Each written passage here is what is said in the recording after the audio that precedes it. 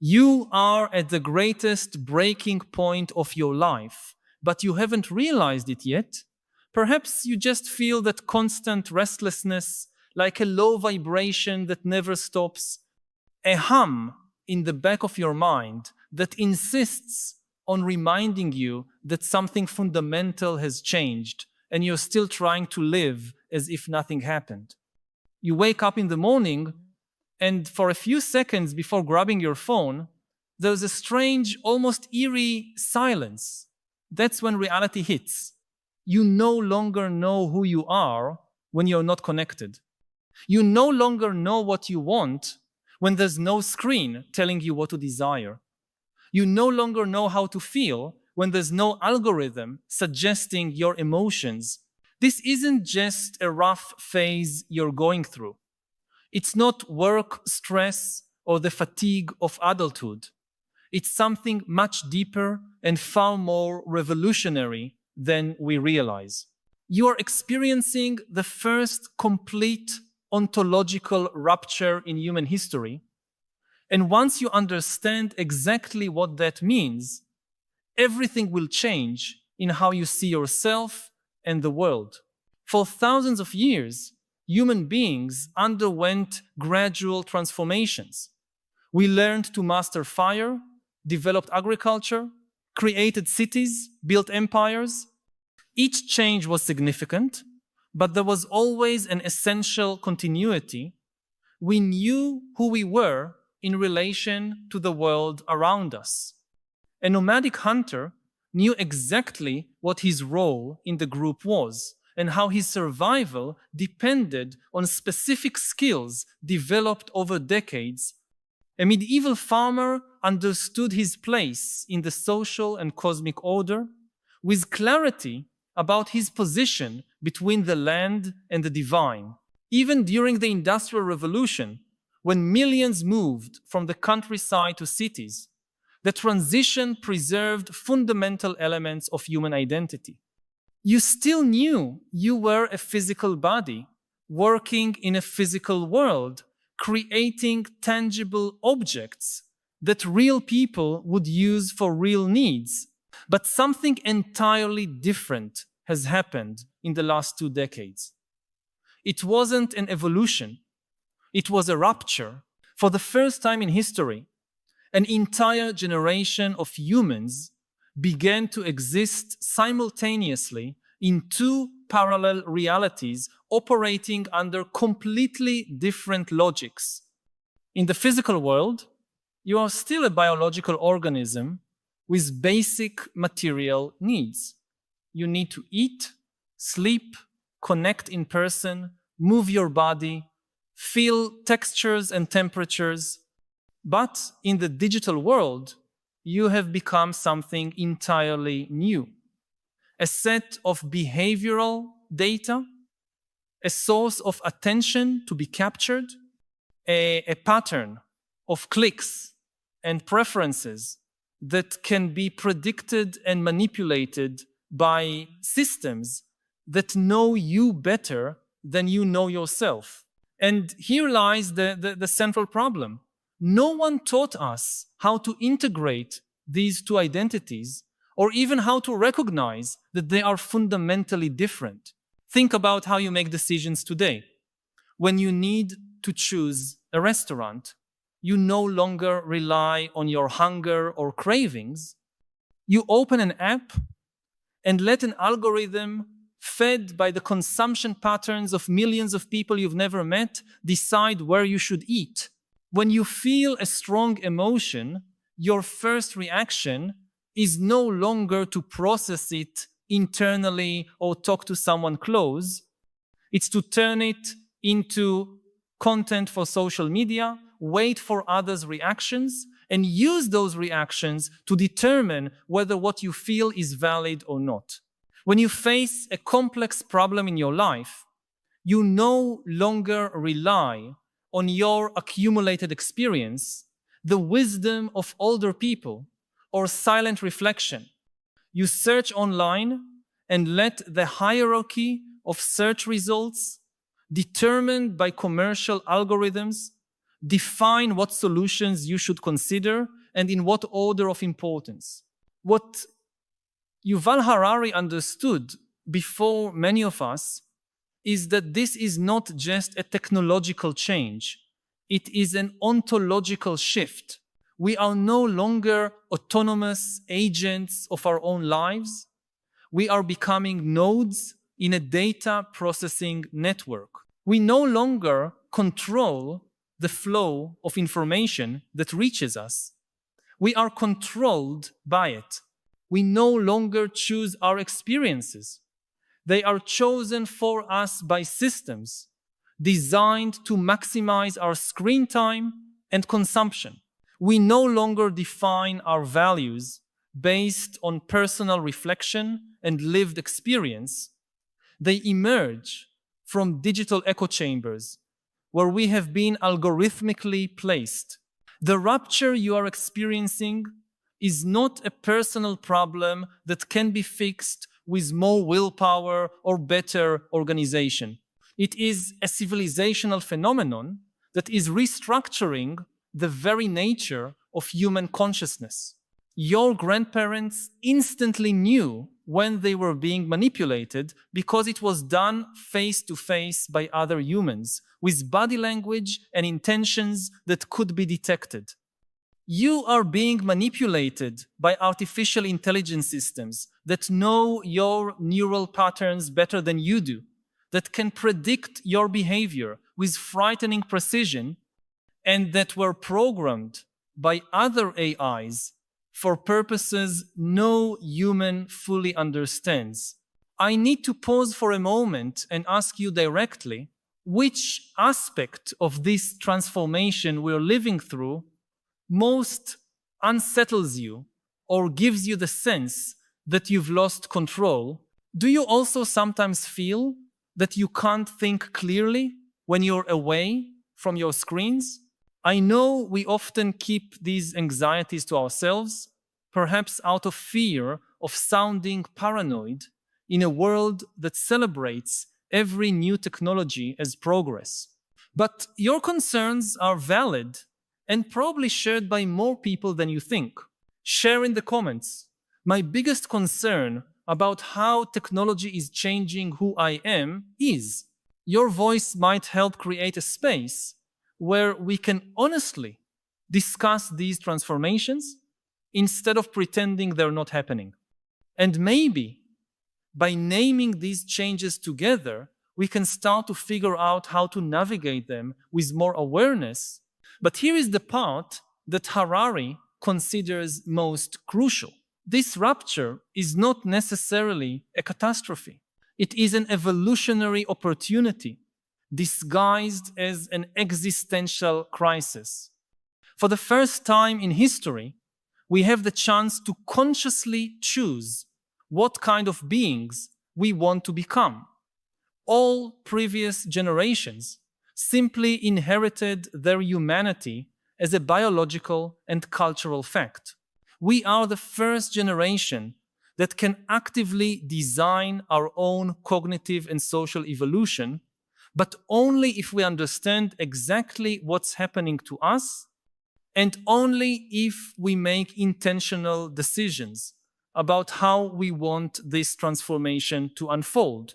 Consider for a moment the fascinating paradox of your current situation.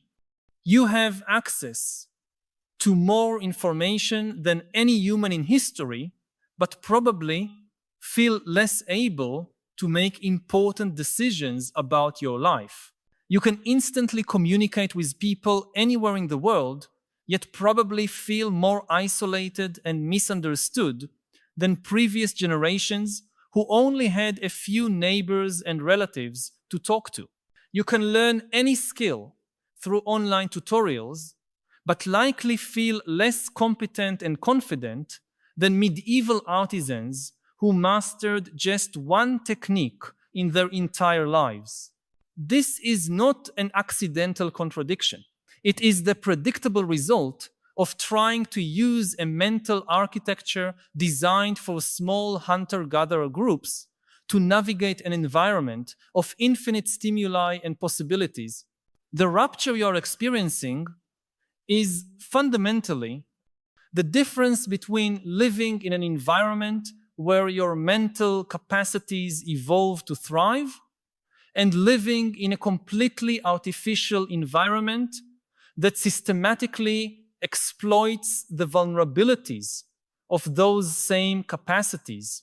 Your brain was shaped over millions of years to detect patterns in small amounts of information highly relevant to your immediate survival. Now it is bombarded with trillions of bits of irrelevant but hypnotically stimulating data that hijack the same neural circuits your ancestors used to detect predators and hunting opportunities. Your emotional system was calibrated to form deep bonds with a few dozen people you would know throughout your life. Now it is asked to process hundreds of different personalities every day through screens, creating a kind of social exhaustion that didn't exist before the digital age. But Harari offers us a revolutionary perspective on this situation. Instead of seeing the rupture as a loss of original human authenticity, we can understand it as the first real opportunity our species has had to transcend the limitations of our biological programming. Throughout human history, we were prisoners of instincts and mental patterns that made sense in ancestral environments, but often sabotaged us in civilizational contexts. Our tribal tendencies helped us survive in small groups, but created devastating wars between nations. Our cognitive biases allowed us to make quick decisions when every second counted, but made us vulnerable to political and commercial manipulation. Our need for simple narratives helped us coordinate collective actions, but prevented us from understanding complex systems like the global economy and climate change. Now, for the first time, we have tools that can show us exactly how our mind works and how it can be expanded. Artificial intelligence is not just an external technology. It is a mirror that reveals the hidden patterns of our own mental processing. When you realize that an algorithm can predict your choices better than you can, it doesn't mean you've lost your autonomy. It means you can begin to understand the unconscious mechanisms that have always governed your behavior, and for the first time, consciously choose whether you want to continue being ruled by them. The real rupture isn't happening between you and technology. It's happening between the version of you that automatically reacts to environmental stimuli and the version of you that can observe those automatic patterns and decide how to respond to them. This is a fundamental qualitative difference that separates our era from all others. Past generations had philosophies and spiritual practices that tried to cultivate this observing awareness, but only a few exceptional individuals managed to develop it consistently. Now, out of evolutionary necessity, this capacity for metacognition is becoming a basic survival skill for anyone who wants to retain some degree of autonomy in a world of intelligent systems. Think about how your relationship with your own mind has changed since you started carrying a smartphone. Before, when you had a thought or a curiosity, there was a natural space for contemplation where the idea could develop, connect with other knowledge you already possessed, or simply dissolve if it wasn't truly important. Now, any thought is immediately externalized into an online search where it is colonized by commercial algorithms that turn your curiosity into behavioral data and your attention into advertising revenue. You've lost intimate contact with the natural process of your own cognition. But simultaneously, you've gained access to an infinite library of human knowledge and analytical tools that can dramatically expand your ability to understand complex systems. The secret to navigating this rupture is not to try to return to a previous state of human purity, which in any case was never as pure as we imagine. It's learning to intentionally use the new capabilities technology offers while maintaining awareness of the processes it attempts to automate. It's about developing a form of hybrid intelligence where you remain the central agent of your decisions, but use artificial systems as amplified extensions of your natural cognitive abilities. This requires a revolution in how you relate to information, attention, and your own identity. Instead of passively consuming algorithmically selected content, you need to actively curate your sources of information based on clear goals for personal growth and understanding of the world. Instead of allowing notifications to fragment your attention into hundreds of disconnected micro moments, you must cultivate the ability to sustain prolonged focus on the questions that truly matter to you, instead of deriving your self-image from the reactions you receive on social platforms.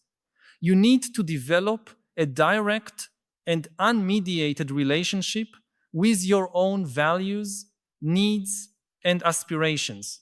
But perhaps the most radical change lies in your relationship with uncertainty and control. The rupture you're experiencing includes the painful realization that you never had as much control over your life as you thought. Your tastes, your opinions, your relationships, your professional choices have always been influenced by forces you didn't fully understand: family, culture, economy, biology, chance. The difference now is that these influences have become visible and measurable through data. You can see exactly how your attention is captured, how your emotions are manipulated, how your decisions are directed. This is both terrifying and liberating.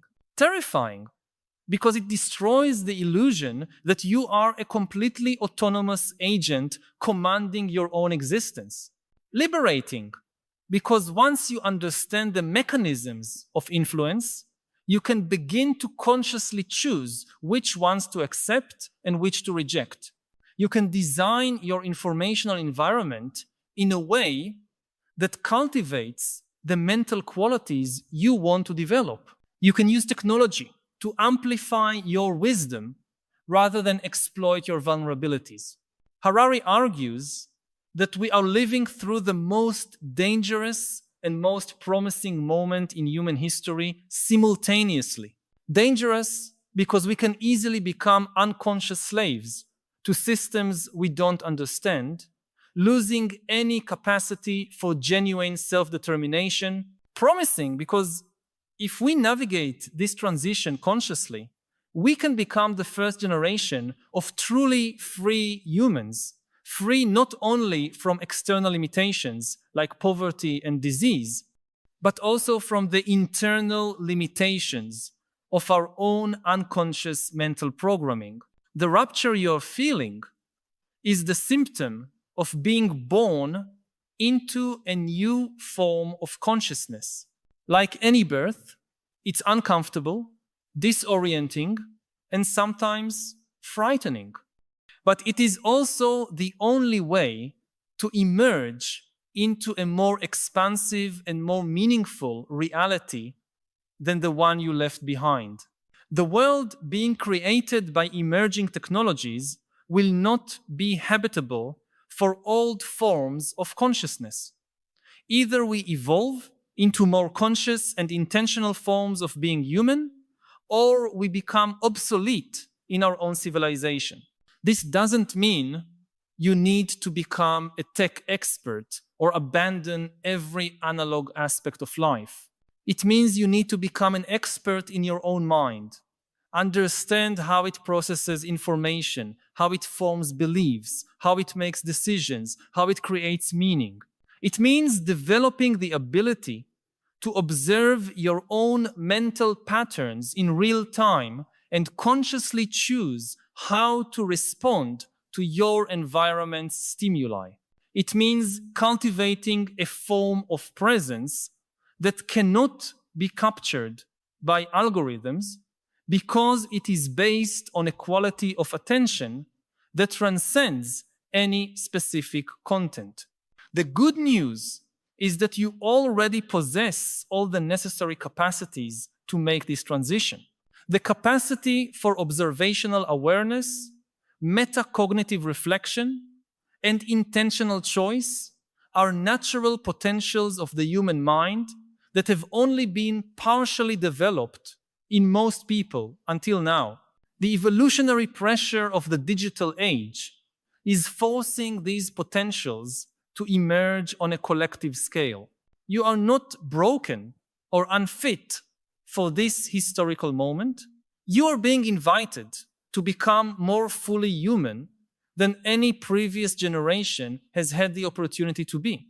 If these reflections touched something you've been feeling, but perhaps hadn't found the words to express, know that you are not alone. By subscribing to the channel, you will connect with a growing community of people who share your concerns and your desire for a deeper understanding of the philosophical challenges of our time.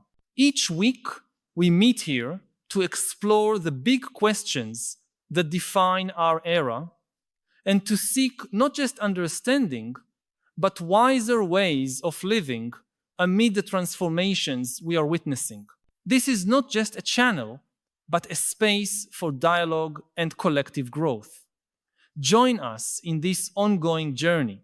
Subscribe so we can continue this essential conversation about how to live with greater wisdom and purpose in a world that often leaves us disoriented and divided. The rupture you're experiencing is not an end, it's a beginning. It's the beginning of a more mature and conscious way of being human. And when you look back a few years from now, you will realize that this moment of disorientation and unrest was exactly what you needed to become who you truly are.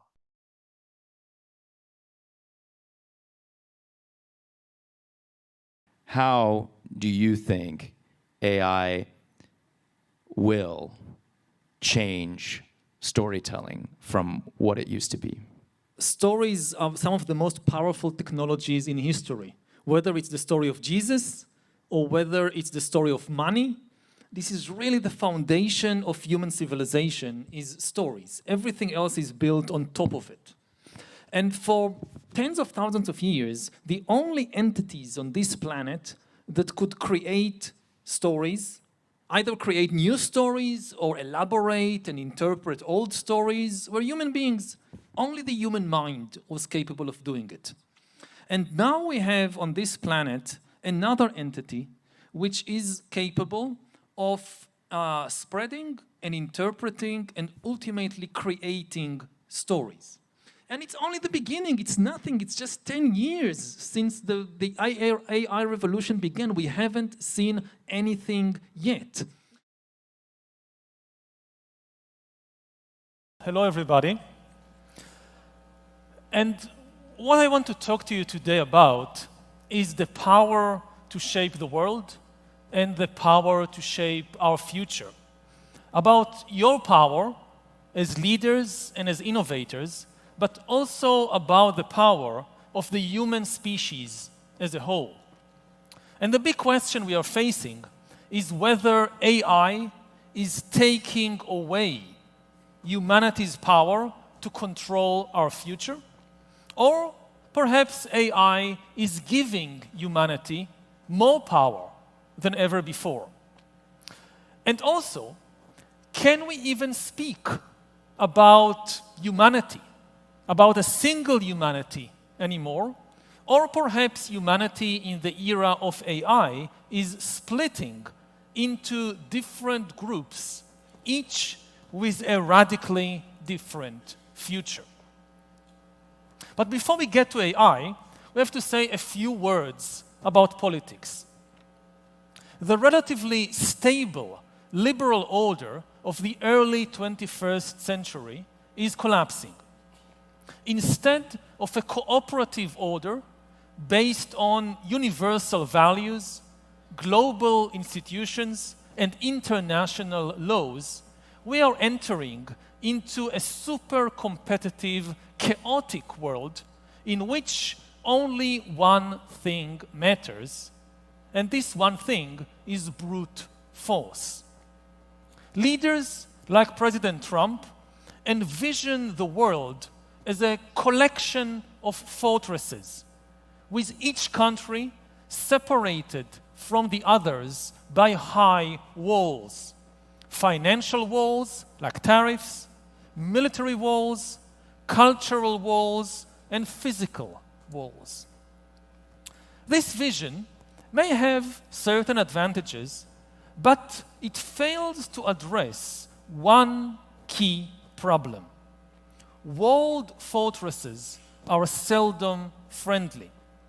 Thousands of years of history teach us that each national fortress would probably want a bit more security, prosperity, and territory for itself at the expense of the neighbors. And in the absence of universal values, global institutions, and international laws, how would rival fortresses resolve their disputes? For millennia, the vision of the world as a collection of fortresses always led to exactly the same outcome: a never-ending cycle of wars, with powerful empires conquering their weaker neighbors and eventually fighting each other for supremacy. This is already beginning to happen all around us. Wars of conquest, which were taboo since 1945, are coming back. Russia already sustained 1 million casualties in its attempt to conquer Ukraine and re-establish the Russian Empire. The Trump administration has already expressed imperial ambitions regarding Greenland, Panama, and even Canada, and seems to support Israel's conquest of Gaza. China, too, has its eyes on overseas expansion. The collapse of the old order is frightening, but it is also, of course, an opportunity to shape a better order. And the big question is, who will be the shapers? In the old liberal order, the ideal was that all humans would be shapers. It didn't matter whether you came from the USA or Brazil, whether you're white or black, a man or a woman, straight or gay. You had equal human dignity, and therefore, in theory at least, your views and interests counted for something. Sure, this liberal ideal was never fully realized. Ideals are not reality. But the liberal world was nevertheless a huge improvement over previous historical models.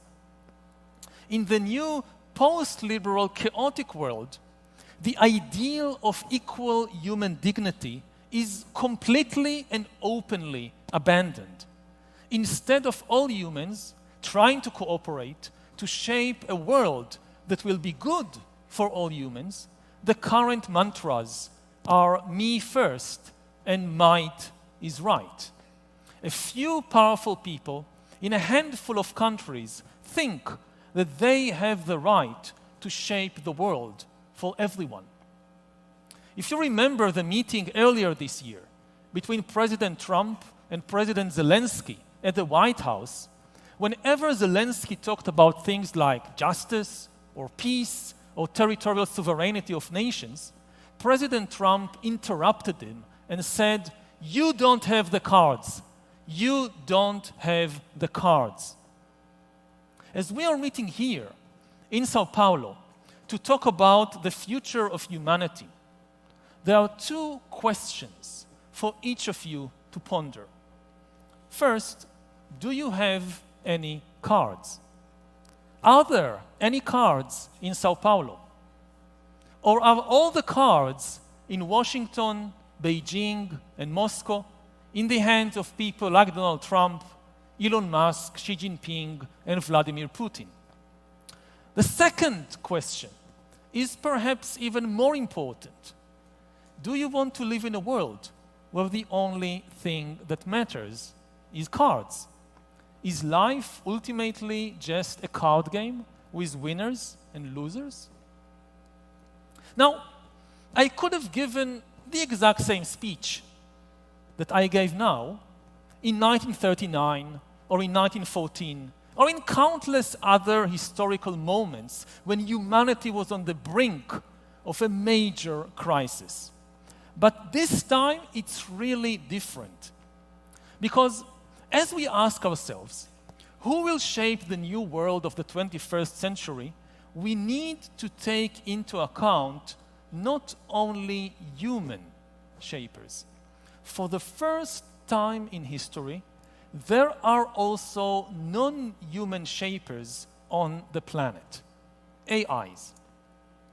We might be quite close, maybe a few years, quite close to the moment when an algorithm would tell all humans, including Trump and Putin, you don't have the cards. As we enter the era of AI, I want to briefly explore here three questions. What is AI? What is the threat of AI?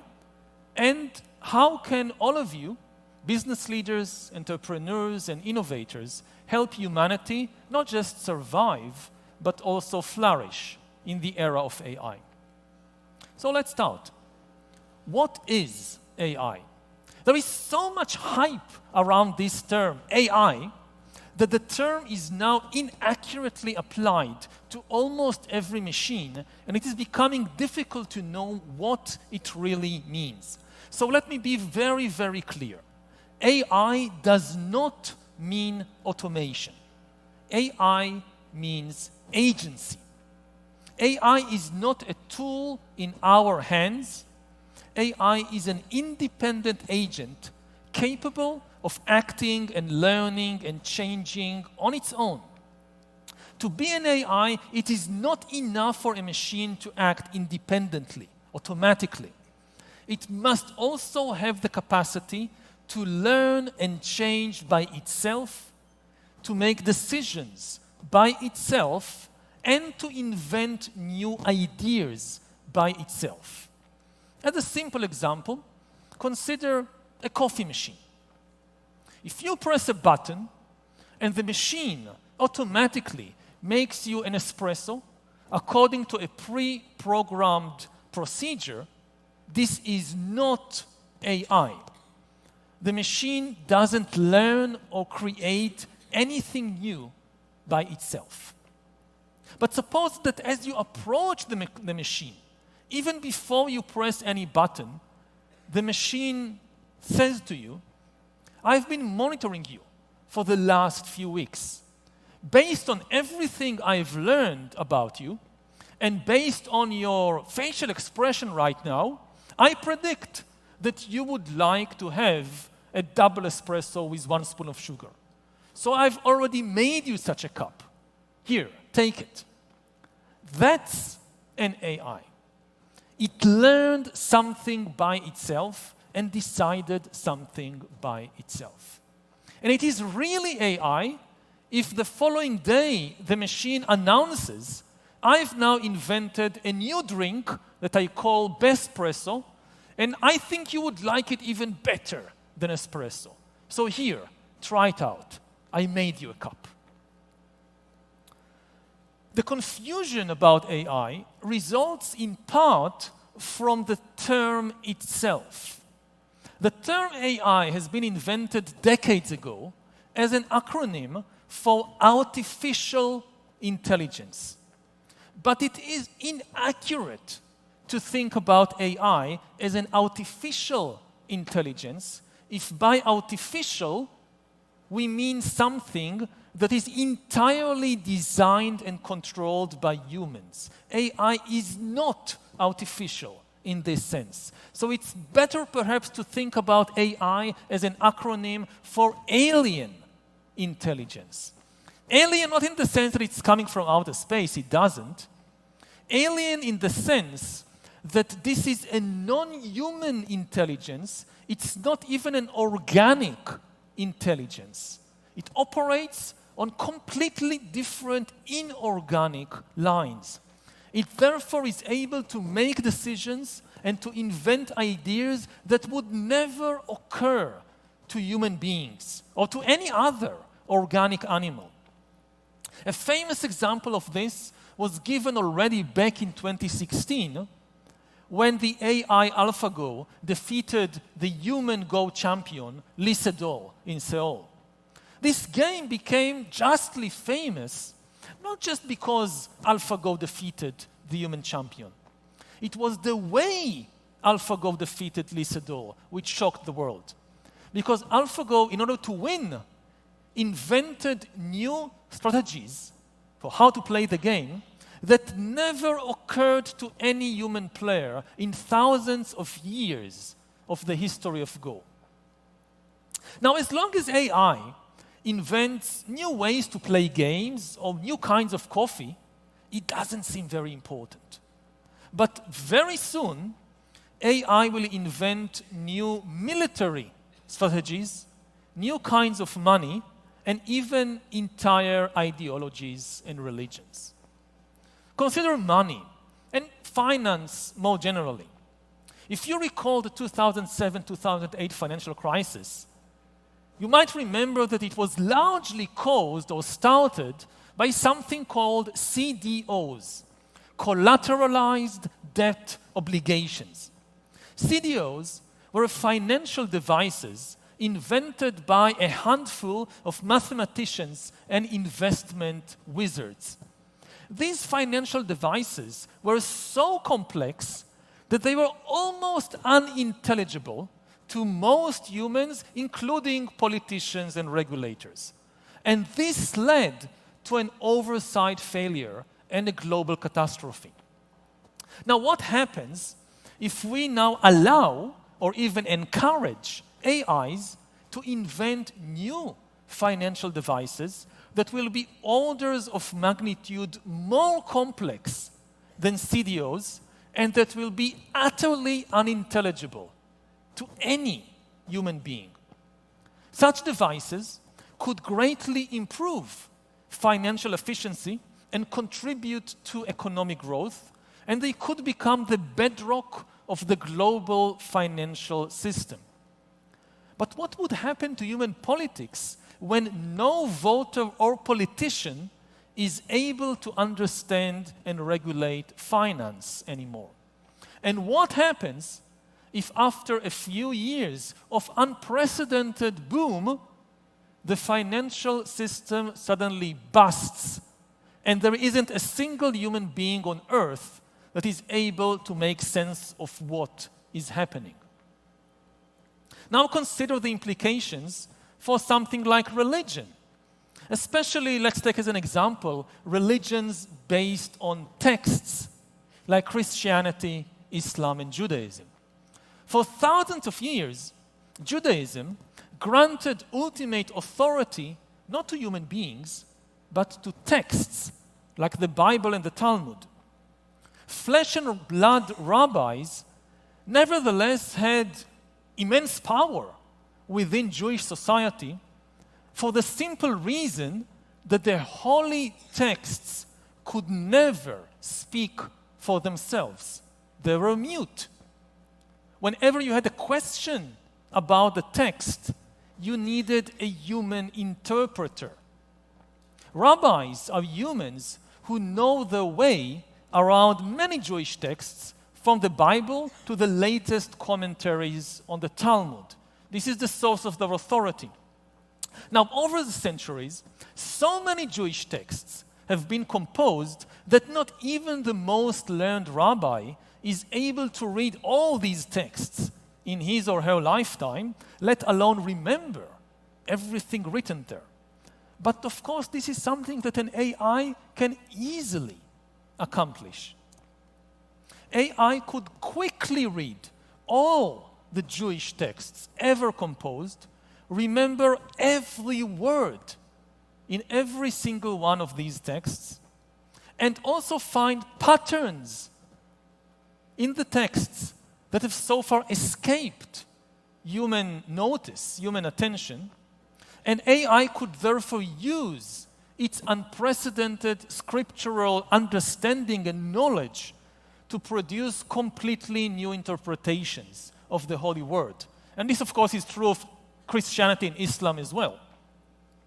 In effect, AI can start functioning as a holy text that talks back to the faithful without any need of a human mediation. What happens to a religion of texts when the texts start talking? Now, since Judaism invests, as I said, authority in the texts, a flesh and blood rabbi cannot just ignore the scriptural arguments of an AI.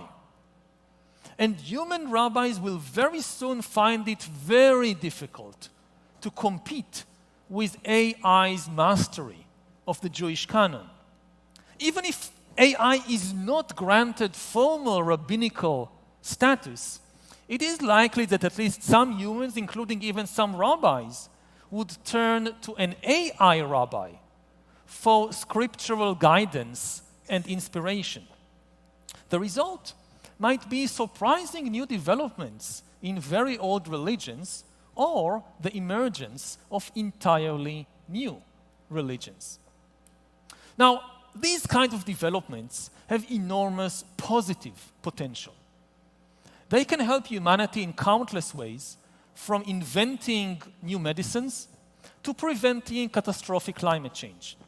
But, of course, AI also poses many threats. So let's move on to the second question of what is the threat of AI. The basic problem with AI is not that it is evil. The problem is that it is alien and therefore unpredictable and untrustworthy. At the heart of the AI race, there is a paradox of trust. Humans find it difficult to trust one another, especially as the world is becoming a collection of hostile fortresses. But the people who develop AI somehow manage to believe that we could trust the AIs. When I meet the people who lead the AI revolution, I normally ask them two questions. First, I ask them, why are you moving so fast when there are such huge risks? And the response almost everybody gives is the same. They say, we agree. We know that there are big dangers, and it would be best to proceed with more care. However, if we slow down while our competitors in the other company or in the other countries won't slow down, they will win the AI race, and the world will be dominated by the most ruthless people. We cannot trust our human competitors, so we must move as fast as possible. Then I ask the second question. Do you think you could trust the super intelligent AIs that you're developing? And the same people who just told me they can't trust the human competitors suddenly assure me that they could trust the super intelligent AIs. And this is such a paradox, because we have thousands of years of experience with human beings. We have a broad understanding of human psychology and biology, of the human craving for power, of the tricks humans use to gain power, and also of the forces that keep the human pursuit of power in check. We have also made considerable progress in finding ways to build trust between humans. 100,000 years ago, people lived in tiny bands of just a few dozen individuals and couldn't trust anybody outside their band. Today, there are nations like Brazil with hundreds of millions of citizens, and there are even bigger networks of cooperation linking all 8 billion humans on the planet. Complete strangers often grow the food we eat and invent and develop the medicines that keep us healthy. Of course, we are far from completely solving the problem of human trust, and there are still many tensions and conflicts and wars in the world, but with humans, at least we understand the challenge we are facing. In contrast, we have almost no experience with super intelligent AIs. We have just created the very first prototypes. We already know that even primitive AIs can lie, manipulate, and adopt goals and strategies that were not foreseen by their human developers. We have no idea what will happen when millions of super intelligent AIs interact with millions of humans, and it is even more difficult to predict what will happen when millions of super intelligent AIs interact with one another, creating AI societies, AI tribes. What kind of goals will they develop? What kind of tricks might they invent? True, at present, it is humans who develop the AIs, so we can try to design them in a way that will make them safe for humanity. But remember that a machine is an AI only if it is capable of learning and changing by itself, making decisions by itself, and inventing new ideas by itself. So no matter how human designs them originally, the AIs can then change in a radical and unpredictable manner. And it's a huge gamble to simply trust that these super intelligent alien intelligences will always remain our obedient servants. The humans who despair of trusting other humans, yet think they can trust these alien intelligences, may be making a very, very big mistake. Now, I know that it's sometimes hard for people to understand how AIs might escape human control. Due to the influence of science fiction, when we talk about AIs escaping our control, people tend to imagine a scenario of killer robots running in the streets, shooting people. While something like this is actually already happening in some places like Ukraine and like Gaza, this is nevertheless the wrong image. If you want to understand how AIs can escape our control, don't think about killer robots. Think about business corporations. What are corporations? Corporations like Microsoft or SpaceX or Petrobras are non-human agents. Though they don't have a body or a mind, these corporations can open bank accounts, can hire people, fire people, lobby politicians, and do many, many other things. Now, previously, this corporate agency was just a legal fiction, a fantasy of lawyers. Why?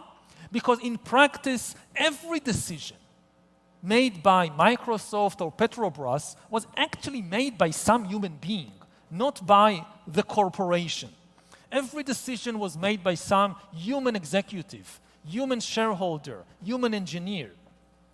But with AI, corporate decisions will increasingly be made by a non-human intelligence, a non-human agent. Imagine a corporation that has no human executives and no human shareholders, only AI executives and shareholders.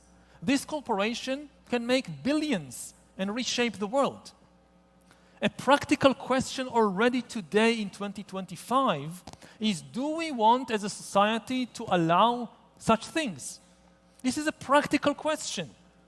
Do we as a society allow AIs to open bank accounts, to manage corporations, to trade and invest, to hire people, to lobby politicians? So let us move to the last question. How can humanity flourish in the era of AI?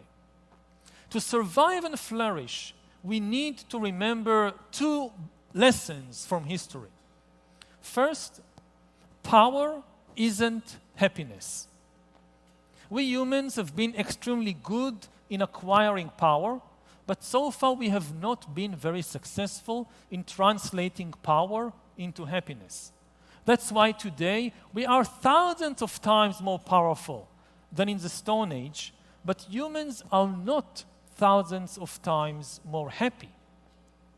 That's also why the most powerful people in the world, like Trump and Musk and Xi and Putin, are definitely not the happiest people in the world. Secondly, to survive and flourish, we should remember also that intelligence isn't wisdom. Humans are the most intelligent animals on the planet, and at the same time, we are also the most deluded animals on the planet. No other animal can believe the kind of nonsense that humans can believe.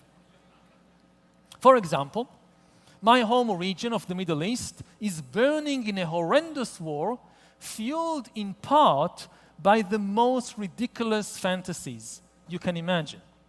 Humans there, on all sides of the conflict, seriously believe that the creator of the universe commanded them to fight and kill other humans.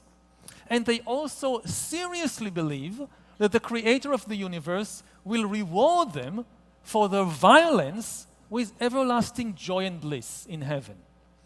No chimpanzee will ever believe such nonsense. But many highly intelligent humans believe it. So power isn't happiness, and intelligence isn't wisdom. AI will be more powerful and more intelligent than us. But the power of AI doesn't mean it will bring happiness, and the intelligence of AI doesn't mean that AI will be free from delusions. In fact, a super intelligence might very well be super deluded. Therefore, the big challenge for business leaders and innovators is not how to create more powerful and more intelligent technology. Rather, the challenge is how to develop the wisdom necessary to use all this power and intelligence for good purposes. How to do it? The answer is quite simple. Build more trust between humans before developing super intelligent AIs. Do you know why planet Earth is nevertheless ruled by humans and not by chimpanzees? Not because we are more intelligent than the chimpanzees.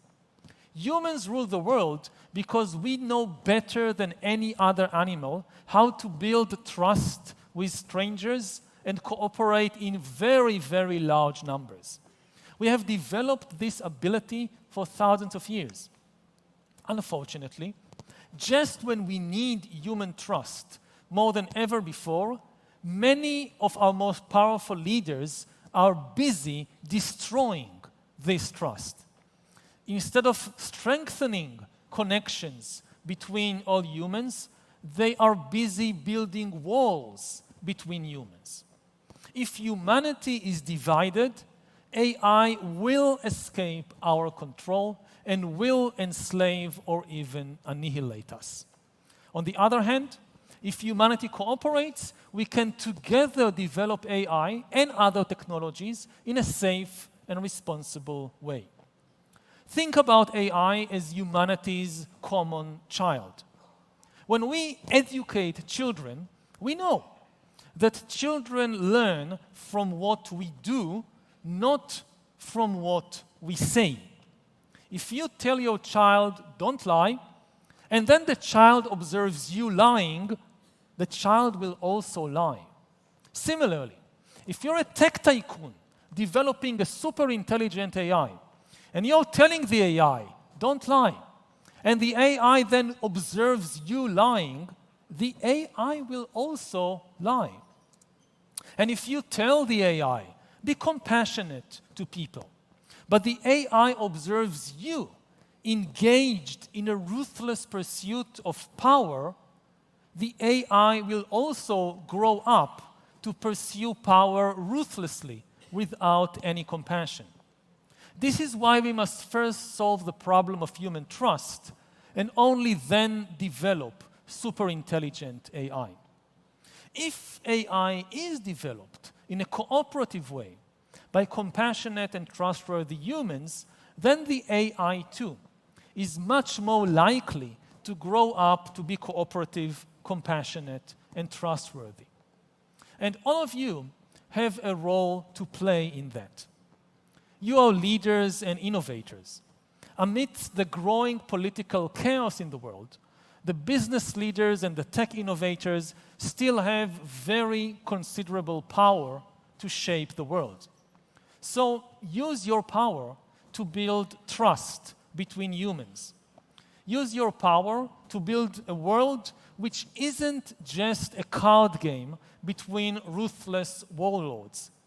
Build a world in which the dignity of everybody still counts. Thank you.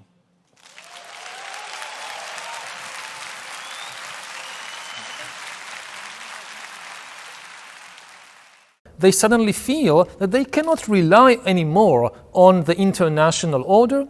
They cannot rely anymore on America. For most of history, governments, whether of democracies or of dictatorships, of empires or city-states, almost all governments spent more than 50% of their budget on the military.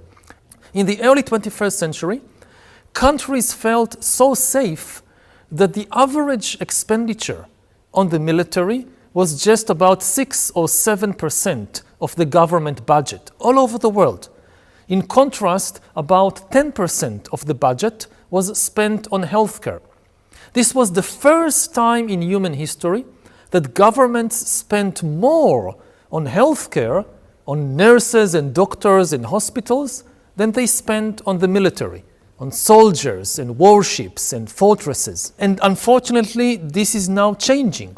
With the Russian invasion of Ukraine, with policies of the Trump administration, countries again feel insecure.